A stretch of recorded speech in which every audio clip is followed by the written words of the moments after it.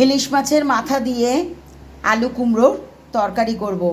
ইলিশ মাছের মাথা আর এখানে ছোলা ভেজানো আছে, এটা দিয়ে আলু কুমড়োর তরকারি করব। কিভাবে করছি বন্ধুরা সেটা তোমাদের সাথে শেয়ার করছি। প্রথমে আমি ইলিশ মাছের মাথাটা ভালো করে ভেজে নেব।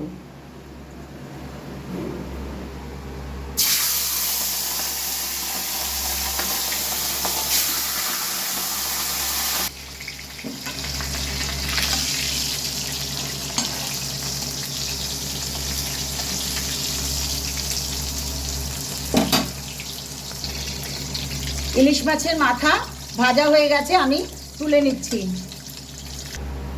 তেলের মধ্যে তেল গরম হয়ে গেছে, এখানে গোটা শুকনো লঙ্কা আর কালো জিরে ফোড়নে দিলাম।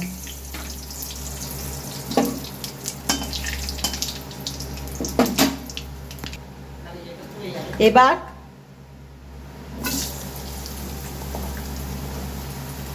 কেটে রাখা আলু দিয়ে দিচ্ছি।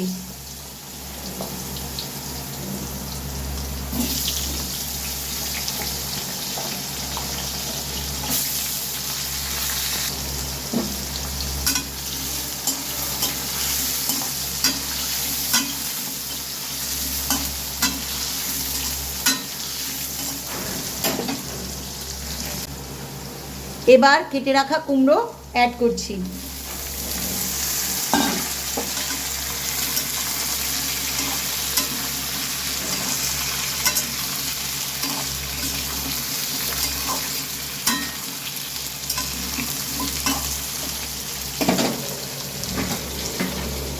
ভেজানো ছোলা দিয়ে দিলাম।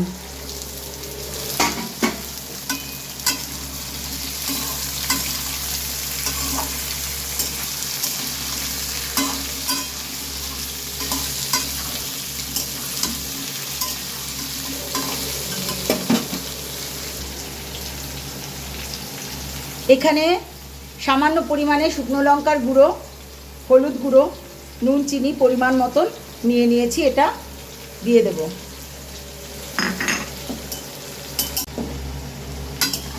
সব কিছু ভালো করে ভেজে নিচ্ছি।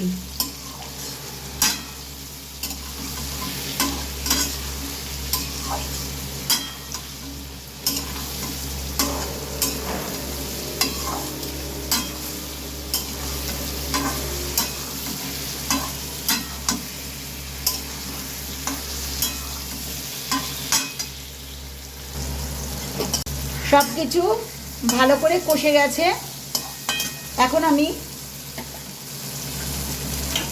ভেজে রাখা ইলিশ মাছের মাথা আর কাঁচা পাকা লঙ্কা এখানে রয়েছে, এটা দিয়ে দিলাম।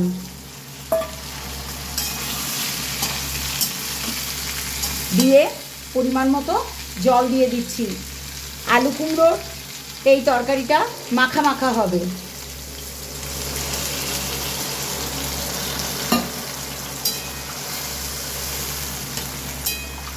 আলু কুমড়ো যাতে ভালো করে মজে যায় তাই পরিমাণ মতো জল দিয়ে কিছুক্ষণের জন্য ঢেকে দেব।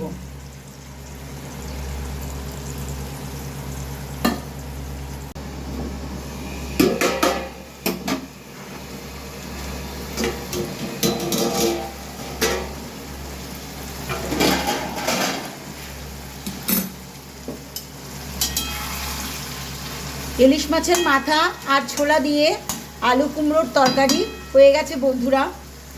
যত সহজভাবে সিম্পলভাবে রান্না করা যায় তত তরকারি টেস্টি হয়। তো আমার এই রান্নার রেসিপিটা যদি বন্ধুদের ভালো লেগে থাকে তাহলে প্লিজ প্লিজ বন্ধুরা লাইক, কমেন্ট, শেয়ার, সাবস্ক্রাইব করে পাশে থেকো।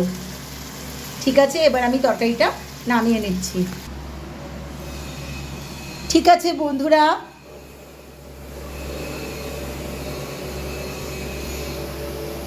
সকলে খুব ভালো থেকো এই কামনা করি। টাটা।